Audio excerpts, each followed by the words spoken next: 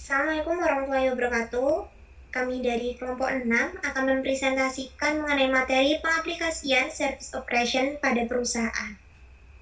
Sebelumnya, izinkan kami untuk memperkenalkan diri terlebih dahulu. Dimulai dari saya, Elvira Mega dengan NIM 230810201104. Saya Ahmad Vio Azril Revana dengan akhiran NIM 1115. Saya Delia Putri Agustina Ramadhani dengan akhiran NIM 1145. Saya Nindi Bella Durianti dengan akhiran NIM 1037. Saya Musnul Inayah dengan akhiran NIM 1148.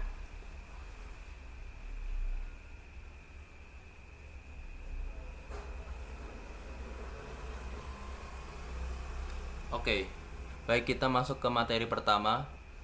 Nah, di sini tentang gambaran umum dari service operation ini seperti apa? Gambaran umum saja ya. Nah, jadi service operation singkatnya itu adalah tahap dalam siklus hidup layanan yang berfokus pada pengelolaan layanan sehari-hari yang telah disepakati oleh pelanggan. Nah, di tahap ini tuh tujuannya itu buat memastikan kalau layanan yang diberikan itu berjalan dengan stabil, andal, sama konsisten. Nah, contohnya itu kayak misalnya kalau di perusahaan kayak e-commerce kayak misalnya Tokopedia. Nah, di Tokopedia itu juga pakai service operation. Salah satunya itu buat kalau misalnya ada diskon besar-besaran kan pasti trafficnya kan naik kan. Nah, service operation itu buat nanganin kalau misalnya traffic naik itu gimana caranya biar eh, situs webnya mereka itu tetap bisa jalan, nggak down gitu. Nah, jadi tujuan utamanya service operation ini emang buat stabilitas layanan itu biar tetap responsif gitu. Oke, next.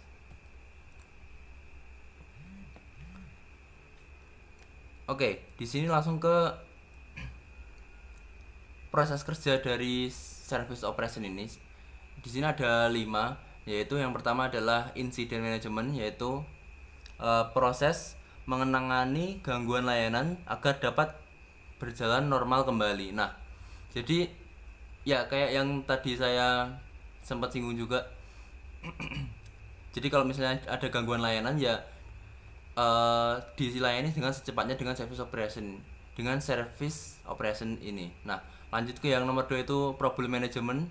Nah, di problem management itu lebih ke menganalisis akar masalah untuk mencegah insiden serupa itu terjadi. Kayak misalnya kalau dari kayak misalnya kalau server down berarti mungkin servernya perlu ditambah gitu mungkin. Nah, kayak gitu contohnya.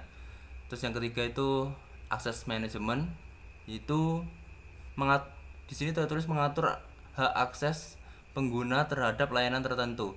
Nah, contohnya kayak kalau misalnya di universitas itu kayak misalnya dosen itu punya hak untuk masukin nilai mahasiswa, tapi mahasiswa itu cuma punya hak untuk melihat nilai tanpa bisa mengedit nilai itu. Gitu contohnya. Nah, lalu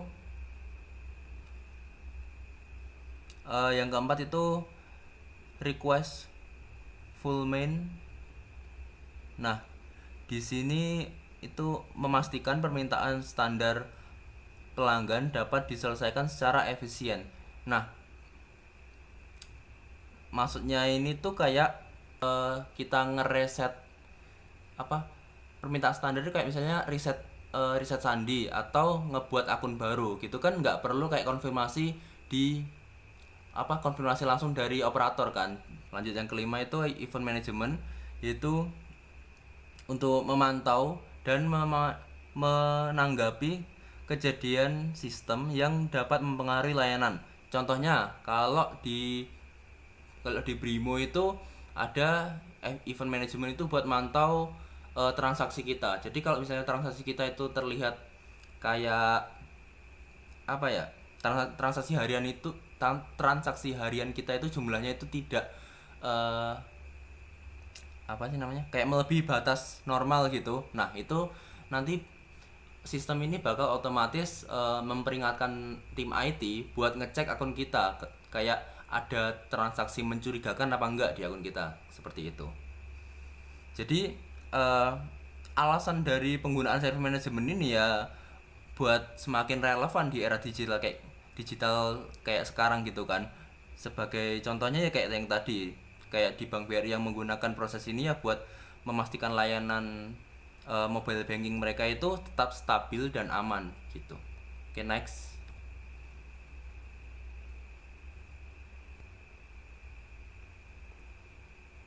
Yang selanjutnya yaitu implementasi service operation. Ini secara general ya, yaitu di bidang jasa dan juga manufaktur. Nah, sebenarnya dalam penerapan service operation ini tuh setiap bidang itu memiliki karakteristik dan juga fokus yang berbeda-beda. Nah, akan tetapi keduanya itu tetap memiliki tujuan yang sama, yaitu untuk meningkatkan efisiensi dan juga kepuasan pelanggan. Nah, yang pertama itu untuk bidang jasa. Nah, untuk bidang jasa sendiri ini itu kami mengambil contoh dalam penerapan layanan perbankan dan juga pada layanan kesehatan.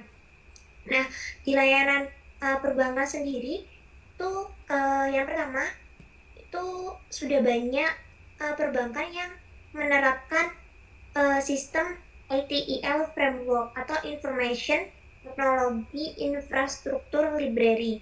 Nah, penerapan ini itu dapat membantu perbankan dalam merumuskan strategi layanan yang lebih baik serta meningkatkan transisi dan operasi layanannya. Nah, kemudian yang kedua yaitu penerapan digital customer service machines.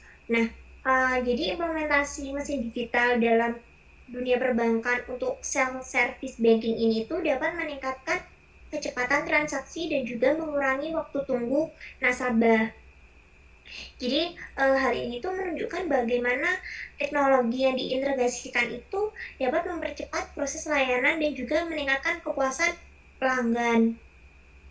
Selain itu kan di perbankan itu biasanya juga akan ada nasabah yang mengalami keluhan atau mengeluh tentang pelayanan di perbankan itu. Nah, untuk mengatasi itu, jadi perbankan itu juga menggunakan sistem call center. Nah, yang fungsinya sebagai pusat panggilan utama untuk mengetahui dan juga menangani si keluhan nasabah ini. Sebenarnya dalam dunia perbankan itu masih banyak ya penerapan service operation yang melibatkan kombinasi dari manajemen prosedur, penggunaan teknologi informasi, dan juga pengelolaan insiden dan permintaan layanan. Kemudian yang kedua itu ada penerapan di layanan kesehatan. Layanan kesehatan ini kan biasanya di rumah sakit ya. Jadi yang pertama itu menerapkan sistem informasi manajemen rumah sakit. Nah, sistem ini tuh dapat membantu rumah sakit dalam pengelolaan data pasien, kemudian penjadwalan, dan juga administrasi. Sehingga ini tuh dapat meningkatkan efisiensi operasionalnya. Kemudian sistem yang terintegrasi ini itu juga dapat mempermudah kolaborasi antar departemen di rumah sakit dan memudahkan otomatisasi. Sehingga staf di rumah sakit ini tuh akan dapat lebih fokus pada si pasiennya. Kemudian yang kedua yaitu penerapan model value based healthcare. Nah, jadi penerapan model ini dalam pelayanan kesehatan itu dapat memungkinkan si lembaga rumah sakit ini untuk memberikan layanan yang lebih bermutu dan juga responsif terhadap kebutuhan individu pasien. Implementasi ini tuh dapat menekankan pengukuran hasil klinis dan juga kepuasan pasien, sehingga pelayanan itu jadi lebih terarah dan juga personal. Selain itu juga dapat meningkatkan koordinasi antar unit pelayanan dengan mengurangi potensi kesalahan dalam perawatan dan juga meningkatkan efektivitas pelayanan secara keseluruhan. Kemudian di bidang manufaktur ini tuh secara umum ya. Jadi dan bidang manufaktur itu yang pertama pengelolaan rantai pasokan yang efisien. Nah, jadi beberapa perusahaan itu menerapkan sistem manajemen rantai pasokan yang terintegrasi. Nah, tujuannya itu untuk memastikan bahwa aliran bahan baku dan juga produk ini dapat berjalan dengan lancar. Selain itu, beberapa perusahaan itu juga menerapkan strategi view supplier sourcing. Jadi tujuannya untuk meminimalisir resiko keterlambatan pengiriman bahan baku, sehingga hal itu tidak menghambat kelancaran proses produksinya. Yang kedua yaitu penerapan metode seperti MRP dan juga IRP. Jadi penerapan ini itu berfokus pada manajemen persediaan yang tujuannya ini untuk membantu perusahaan dalam memantau dan juga mengendalikan persediaan secara real time sehingga dapat mengurangi biaya penyimpanan dan meningkatkan efisiensi operasionalnya. Nah, yang terakhir yaitu automatisasi proses produksi. Jadi automatisasi ini itu bisa diterapkan dengan pemanfaatan teknologi seperti penerapan konsep ITIL atau Information Technology Infrastructure Library dalam manajemen layanan TI. Nah, hal ini tuh dapat membantu perusahaan dalam mengelola insiden dan juga meningkatkan produktivitasnya. Implementasi otomatisasi ini tuh dalam kegiatan operasional seperti dalam produksi itu juga dapat meningkatkan efisiensi dengan tetap menjaga kualitas produk tersebut. Nah, dengan memanfaatkan teknologi informasi dan otomatisasi itu, perusahaan ini tuh dapat meningkatkan efisiensi operasionalnya dan juga memenuhi tuntutan pasar dengan lebih baik lagi. Oke, next.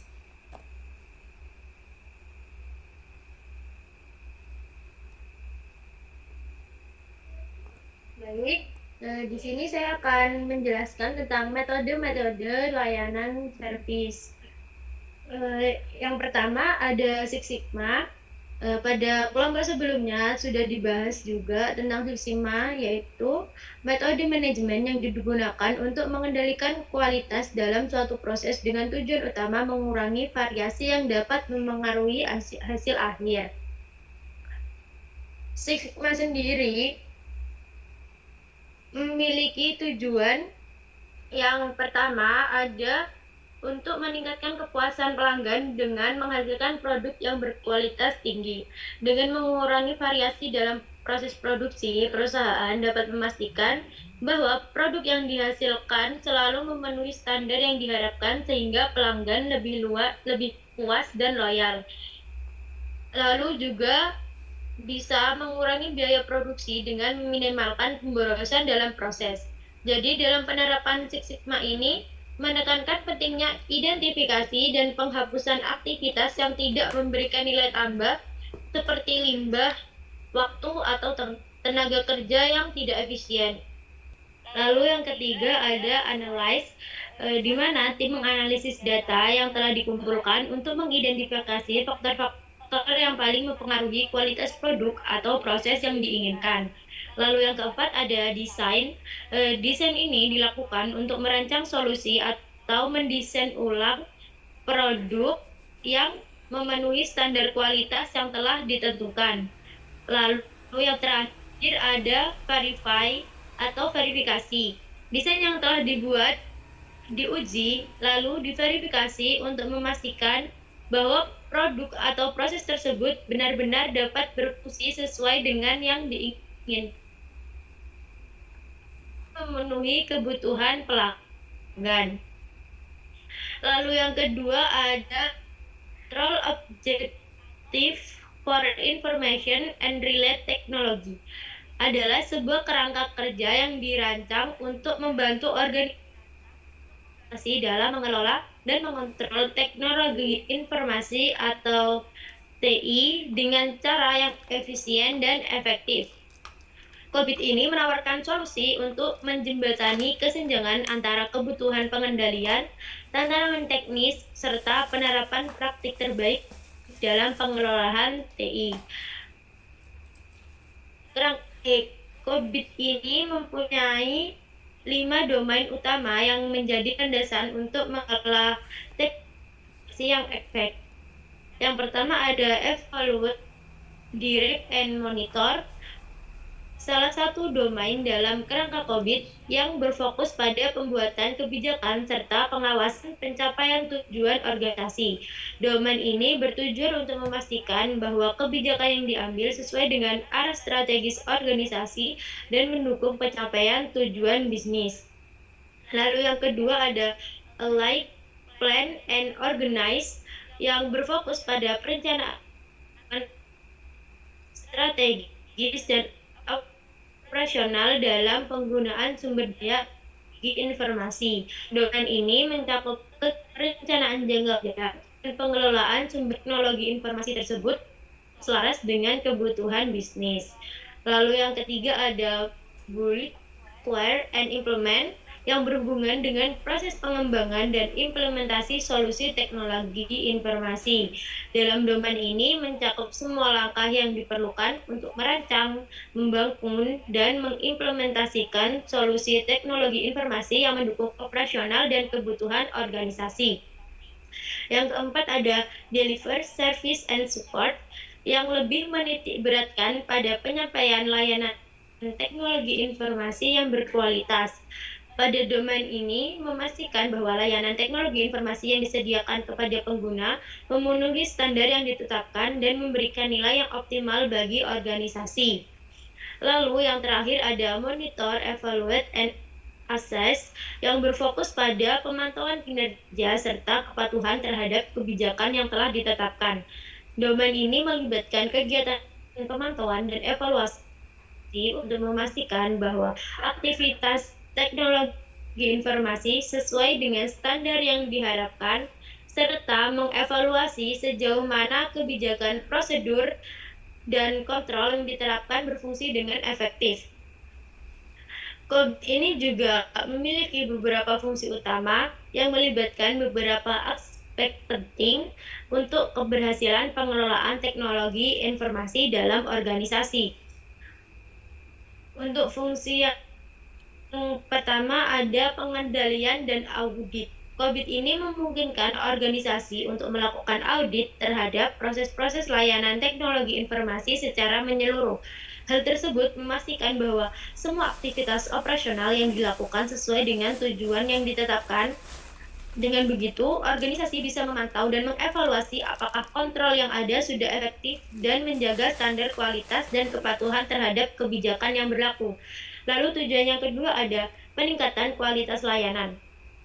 COVID ini menyediakan berbagai metrik dan kontrol yang dapat digunakan organisasi untuk meningkatkan kualitas layanan teknologi informasi yang diberikan kepada pengguna. Dengan menggunakan pedoman ini, organisasi dapat memastikan bahwa layanan teknologi informasi tidak hanya berjalan sesuai harapan, tetapi juga terus ditingkatkan untuk memenuhi kebutuhan dan kepuasan penggunanya. Lalu yang terakhir ada manajemen risiko. COVID ini membantu organisasi dalam mengidentifikasi dan mengelola berbagai risiko yang terkait dengan operasional teknologi informasi. Dengan pendekatan yang sistematis terhadap manajemen risiko, COVID memastikan bahwa layanan teknologi informasi dapat berjalan dengan aman.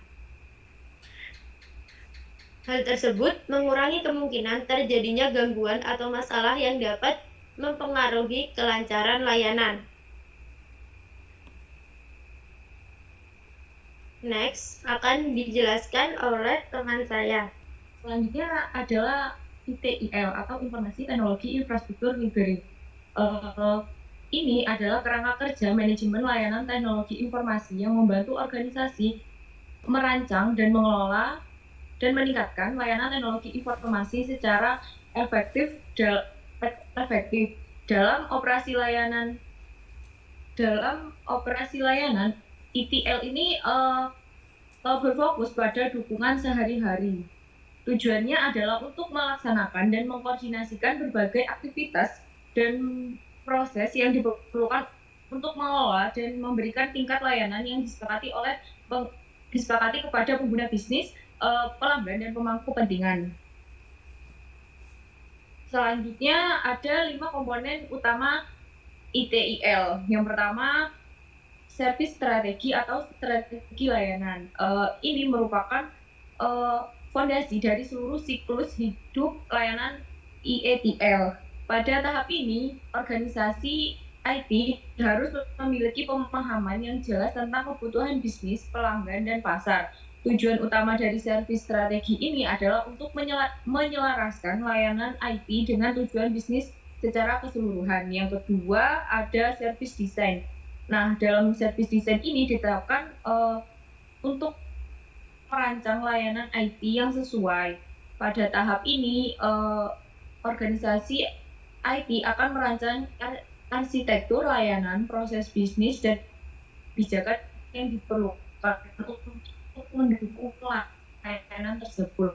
Yang ketiga adalah servis transisi layanan baru sudah ada ke lingkungan produksi. Tujuannya untuk memastikan bahwa layanan tersebut dapat beroperasi dengan lancar dan memenuhi harapan pelanggan. Yang keempat ada service operation atau operasi layanan.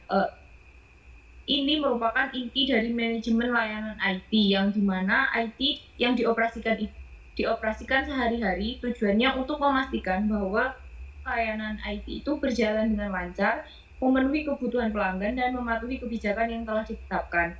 Yang kelima ada constitutional service improvement atau peningkatan layanan berkelanjutan. Ini berfokus pada peningkatan kualitas dan efisiensi layanan IT secara terus-menerus. Tujuannya untuk memastikan bahwa layanan IT itu selalu relevan dan dengan kebutuhan bisnis yang berubah-ubah. Kelebihan dan kekurangan ITIL. Yang pertama, kelebihan dari ITIL.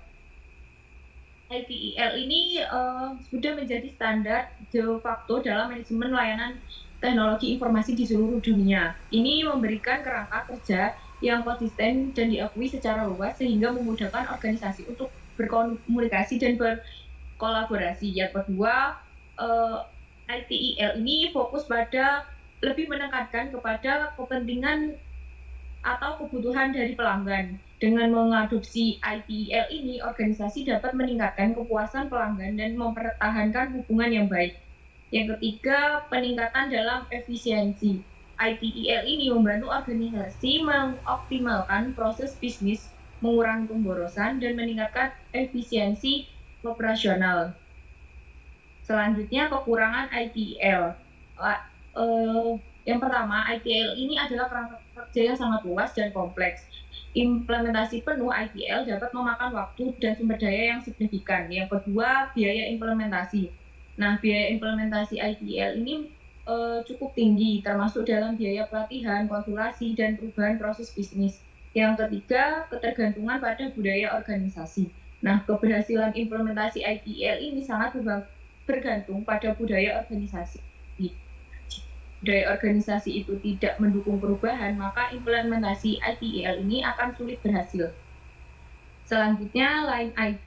Line IT ini didefinisikan sebagai pendekatan manajemen yang berfokus pada pengurangan pemborosan dalam proses teknologi informasi, meningkatkan kualitas layanan, dan mempercepat respon terhadap kebutuhan bisnis.